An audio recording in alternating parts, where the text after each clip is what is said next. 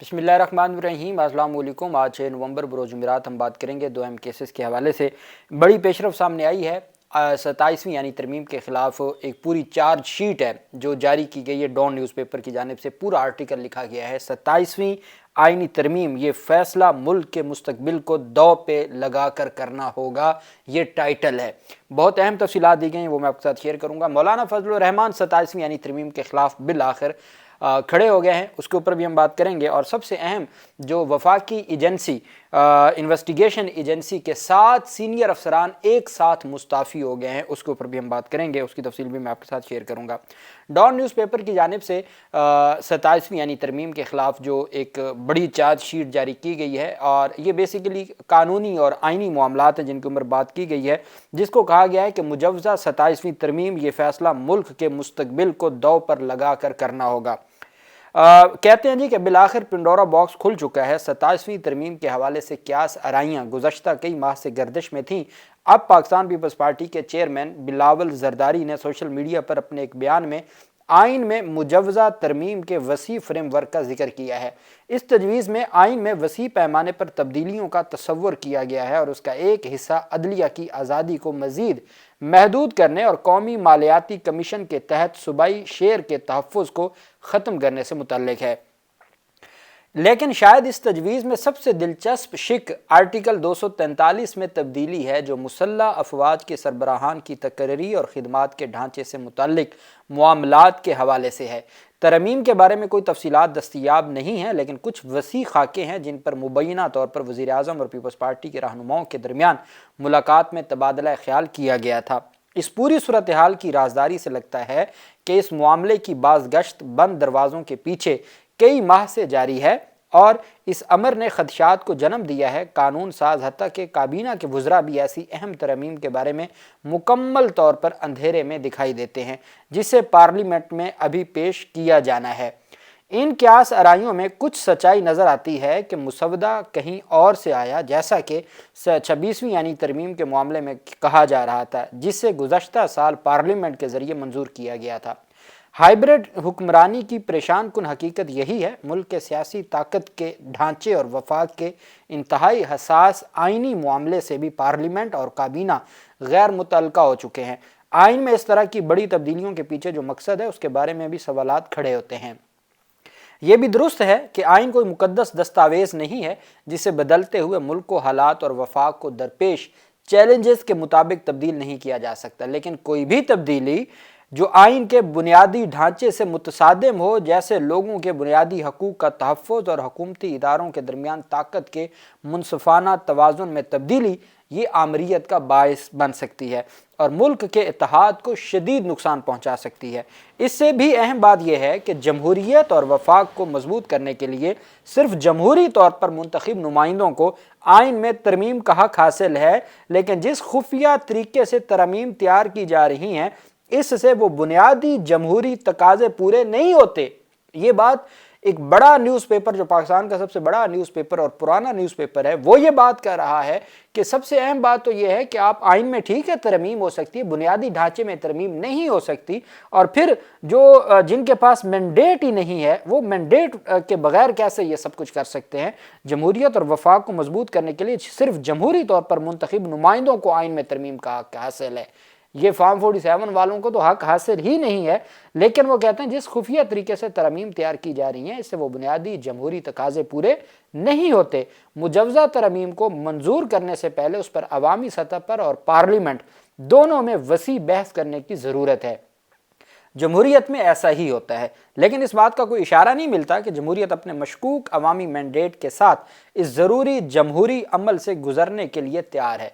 फिर यह सवाल पैदा होता है, कहते हैं मशकूक अवामी मैंडेट, लेकिन इस बात का कोई इशारा नहीं मिलता कि हुकूमत अपने मशकूक अवामी मैंडेट के साथ इस ज़रूरी जमहूरी अमल से गुजरने के लिए तैयार है। जमहूरी अमल क्या है कि जी आप डिस्कशन, आप अपोजिशन को मुसवदा दें, आप बाकी सियासी जमातों को मुसवदा दें, मीडिया को मुसवदा दें, उसके ऊपर डिबेट हो, डिस्कशन हो, 1 महीना 2 महीना डिस्कशन चले, उसके बाद आरा लें और फिर कोई तरमीम होती है। आइन में आप तरमीम कर रहे हैं, ये कोई शुगल तो नहीं है कि आप 1 साल में, ये बात मौलाना ने भी की है कि 1 साल में आप दूसरी दफ़ा तरमीम कर रहे हैं, ये क्या आपने तमाशा बना लिया।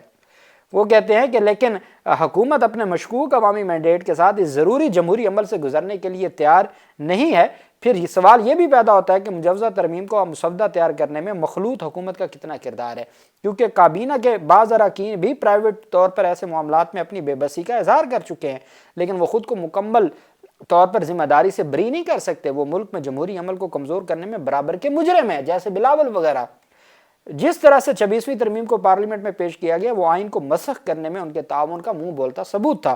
چونکہ مجوزہ ترمیم کا مکمل متن دستیاب نہیں ہے، اس لیے صرف ان نکات کا اجازہ لیا جا سکتا ہے جن پر PPP چیئرمین نے روشنی ڈالی اور بعد میں وزیر مملکت برائے قانون نے سوشل میڈیا پر اس کی تصدیق کی۔ تجویز کی اہم ترین شقوں میں سے ایک الگ آئینی عدالت کا بھی قیام ہے۔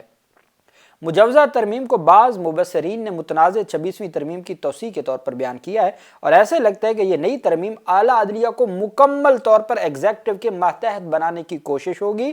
دلچسپ بات یہ ہے کہ یہ تجویز اس وقت پیش کی گئی کہ جب 26ویں ترمیم کی قانونی حیثیت کو چیلنج کرنے والی درخواست سپریم کورٹ کے آئینی بینچ میں سماعت ہے، جو کہ خود متنازع قانون سازی کی پیداوار ہے۔ وہ آئینی بینچ اس کے پاس ہے۔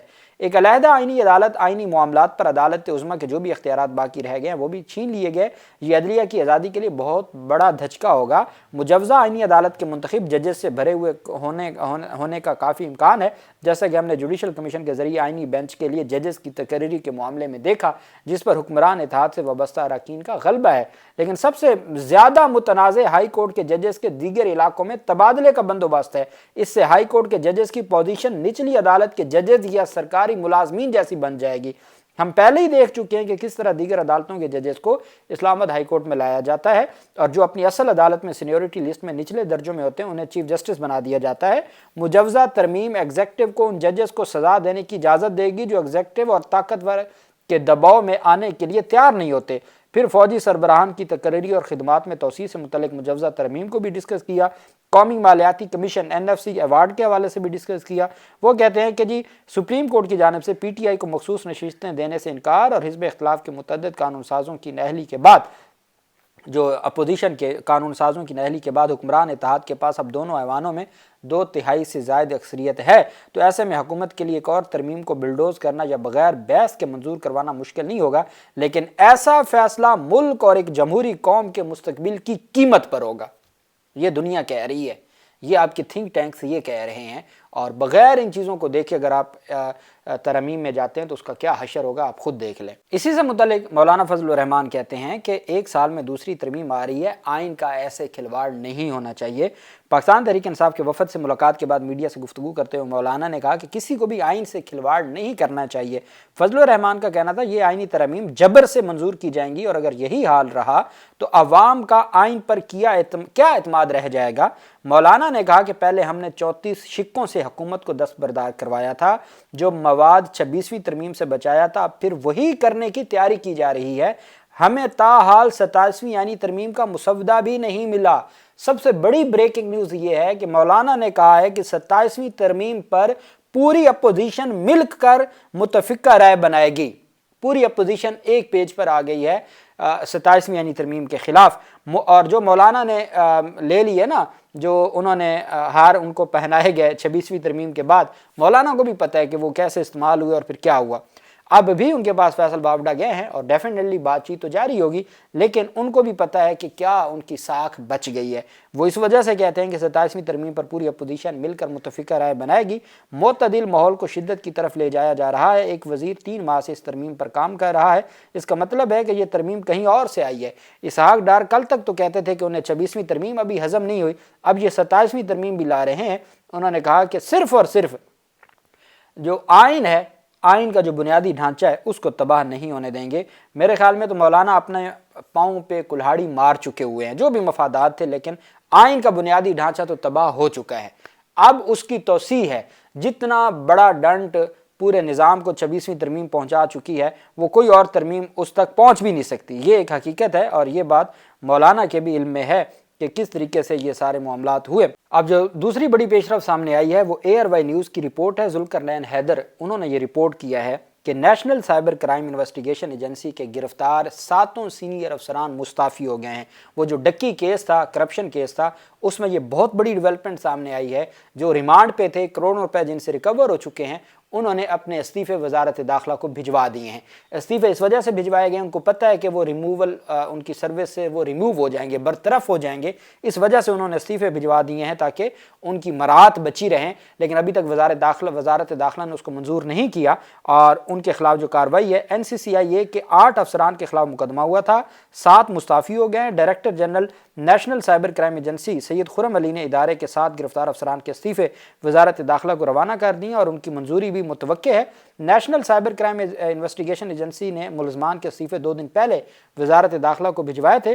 गिरफ्तार अफसरान में additional director Sarfaraz Chaudhry, deputy director Jawar Ahmad, assistant director Mushtaba Zafar, Shoaib Riaz, Mohammad Usman, sub inspector Yasir Ramzan और अली रज़ा शामिल हैं, जबकि डिप्टी डायरेक्टर अयाज खान को मफरूर करार दिया गया है। आप समझें कि लाहौर में जो नेशनल साइबर क्राइम एजेंसी पूरे का पूरा इदारा था ना, 7 लोग जेल में पड़े हैं, 1 मफरूर है और अब वो 7 मुस्ताफ़ी हो गए हैं और उनके इस्तीफ़े भी वजारत दाखिला को मिल चुके हैं और ये उनके खिलाफ, और वो रिमांड पे हैं, वो 10 दिन के रिमांड पे हैं, 4, 3 और फिर 3 दिन का उनका रिमांड दिया गया था, तो वो रिमांड पे हैं और उनके इस्तीफ़े वजारत दाखिला को भिजवा दिए गए हैं। तमाम अफसरान ये वो हैं जिन्होंने चुन चुन के PTI के लोगों के खिलाफ और आज़ादी इज़हार राय का हक इस्तेमाल करने वालों के खिलाफ कार्रवाइयाँ की और अब खुद उसमें फंस गए हैं और 7 लोगों ने इस्तीफ़े भिजवा दिए हैं वफाकी एजेंसी के लोगों ने। अल्लाह पाक पाकिस्तान का हामी नासिर हो। बहुत शुक्रिया। अल्लाह हाफिज़। पाकिस्तान जिंदाबाद।